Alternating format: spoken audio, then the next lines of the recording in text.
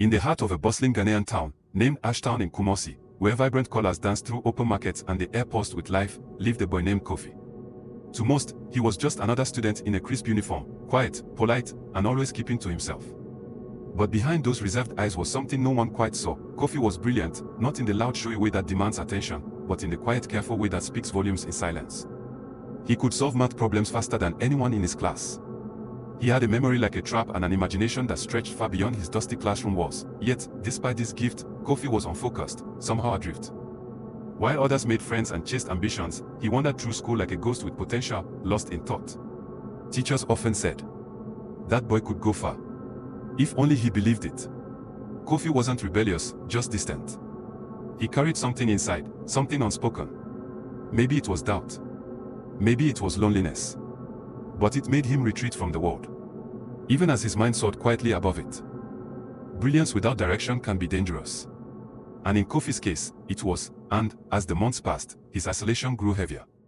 The schoolyard laughter he once ignored now sounded like a reminder of what he lacked: connection. While classmates formed bonds and chased dreams, Kofi withdrew deeper into his own world. A world filled with unanswered questions and growing self-doubt. He wasn't failing, not academically. But he had stopped trying. Homework came late. Grades began to dip. Teachers gave up offering praise when they saw it no longer sparked anything in him. He still listened, still showed up, but with a hollow presence. Then came the whispers, the older boys, the ones who stood on the edges of school property with cigarettes tucked behind their ears and loud music spilling from cheap phones. They noticed him. They didn't judge his silence. They welcomed it. They offered him something Kofi didn't know he craved. A place and acceptance. At first, it was just hanging out after class. No pressure. Just vibes.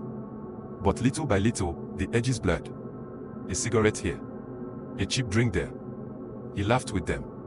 It felt good to belong, even if he didn't fully understand what he was becoming. He wasn't chasing rebellion. He was chasing relief, from the weight of being invisible, from the ache of not knowing where he fit. And so, the boy who once solved equations faster than the clock began slipping quietly into a different equation. One of risk, distraction, and growing darkness. Kofi's father had always been a man of principle and discipline, quiet, but deeply proud of his son. He believed in hard work, in legacy, and in the power of education to transform lives. And so when the truth came to light, that Kofi was skipping classes, drinking, smoking, and wasting his potential, he didn't explode. He simply changed. The trust was gone. One evening, after a call from the school, Mr. Mensah waited in the living room, his phone resting on the table. When Kofi walked in, the room was silent except for the ceiling fan clicking overhead. "Sit down," his father said quietly. He didn't raise his voice. He didn't curse. He simply turned the phone around. On the screen, a photo of Kofi outside school, surrounded by older boys, smoke curling from his hand. Kofi froze. He opened his mouth, searching for words. "It's not what it looks like. You've made your choice," his father cut in. "So now, live with it. No yelling. No drama. Just consequence." From that moment, the money stopped. No more allowance. No more tuition. No more second chances. It was a father's final line, the kind drawn from heartbreak, not hatred. Kofi left the room in silence, head spinning. He wanted to be angry, but all he felt was small. Like a boy trying on the costume of a man too soon, he told himself he didn't care. But that night, in the dark, the silence between them hurt more than any punishment ever could. Being cut off wasn't just financial, it felt like exile. At first, Kofi told himself he didn't care. He shrugged off his father's silence, spent his days with friends, and numbed the ache with smoke and laughter that never quite reached his eyes. But pride is a weak shield when reality comes knocking. With no money, life turned brittle. He skipped meals. He walked instead of taking taxis. He pawned his headphones, then his watch. His friends didn't notice or didn't care. The loyalty he thought he'd found.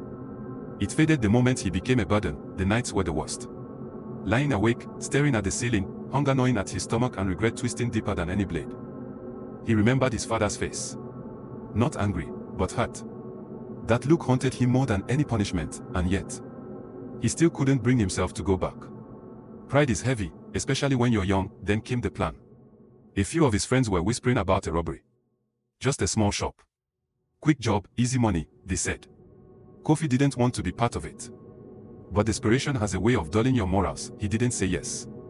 But he didn't say no, either. That night, he stood by the door, hoodie on, hands shaking.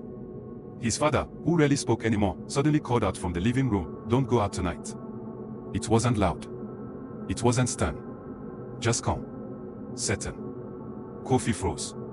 Something in the voice, maybe the tone, maybe the timing, held him there like an anchor. He sat down instead. The night was humid and still. The kind of silence that presses on your skin like a warning. Kofi sat on the edge of his bed, hoodie on, phone buzzing with messages. His friends were waiting. One of his friends, nicknamed Corrupt, texted him, "We're set. Just come." A small shop on the outskirts of town.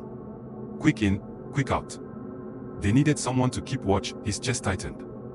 He didn't want this, but hunger, shame, and pride left him with few choices. Just as he reached for the door, a voice cut through the silence, "Don't go out tonight." His father's voice echoed from the living room. Calm. Not angry. Just sure. As if he knew, Kofi froze, his hand on the doorknob. For a moment. He stood still, torn between defiance and something deeper. He sat back down, the messages kept coming. Then stopped. The next morning, everything changed. He heard it before he saw it. Voices outside. News spreading like wildfire, a robbery gone wrong. The police showed up. 2 arrests. His friends had been caught. Corrupt, his closest friend among them, had been lynched to death before the police arrived. The remaining 2 were facing charges that could end their futures before they even began. Kofi's blood went cold. It could have been him. He sat on the porch for hours. None. For the first time in weeks, he wanted to talk to his father, not as a rebel, but as a son who had nearly thrown it all away. That evening, he walked into the living room. His father looked up, surprised. Kofi's voice broke as he spoke, "I'm sorry, Papa." The silence stretched. Then his father stood, walked over, and pulled him into an embrace. He didn't say much. He didn't need to. Forgiveness had arrived, not as a speech, but as a second chance. Forgiveness doesn't erase the past, but it can redraw the future. After the incident, Kofi felt like he had been pulled back from the edge of a cliff. His father didn't offer lectures or conditions. He simply told him, "You're better than this." I believe that. And with that, a new chapter began. Mr. Mensah, though still hurt, decided to send Kofi to the United States, to study, to start fresh, to find something that could anchor him. Kofi arrived in a world he didn't understand. The noise, the speed, the loneliness, it was overwhelming. But something inside him had changed. The boy who once drowned in distractions now threw himself into discipline. He picked up coding out of curiosity. Then obsession. He would spend nights in computer labs, poring over cybersecurity tutorials, building small programs, breaking and fixing things. Again and again, he stayed clean. He stayed focused. And eventually, he earned a seat in a top internship, finally working alongside some of the brightest minds in the field. For the first time, he was proud of himself. But just as everything seemed to settle, something unexpected happened. One night, while running a security audit for a major client, Kofi stumbled across a buried data trail, encrypted transactions, strange file names, and a familiar signature. His fingers froze above the keyboard. That encryption key. It matched something he remembered from back home. His father's company. Sometimes, the past doesn't just follow you. It waits for you to catch up. When truth knocks, do you answer? Even if it breaks the hand that pulled you from the fire. If you want to know what Kofi does next, the truth he uncovers, and the price he'll pay for it, make sure you subscribe to this channel. And if stories like this speak to you, stories about choices, redemption, and secrets, subscribe and hit the bell icon so you don't miss a moment.